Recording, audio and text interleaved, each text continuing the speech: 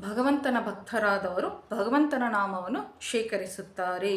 ಇದರಿಂದ ಅವರ ಅನಂತ ಕೋಟಿ ಪಾತಕಗಳು ನಾಶನವಾಗುತ್ತದೆ. ಅನಂತ ಕೋಟಿ ಜನ್ಮಗಳ ಮಾಡಿರುವಂಥ ತಪಸ್ಸಿನ ಐಶ್ವರ್ಯ ಎಂದರೆ ಭಗವಂತನ ನಾಮವಾಗಿರುತ್ತದೆ. ಸರ್ವ ಸಾಧನಾ ಮಾರ್ಗಗಳಲ್ಲಿ ಭಗವಂತನ ನಾಮ ಮಾರ್ಗ ಅತ್ಯಂತ ಸುಲಭವಾಗಿರುವಂಥದ್ದು. ಭಗವಂತನ ನಾಮ ಸ್ಮರಣೆ ಮಾಡುವವರಿಗೆ ಯಾಗ ಯಜ್ಞಾದಿ ಕ್ರಿಯೆಗಳ ಅಗತ್ಯವಿರುವುದಿಲ್ಲ.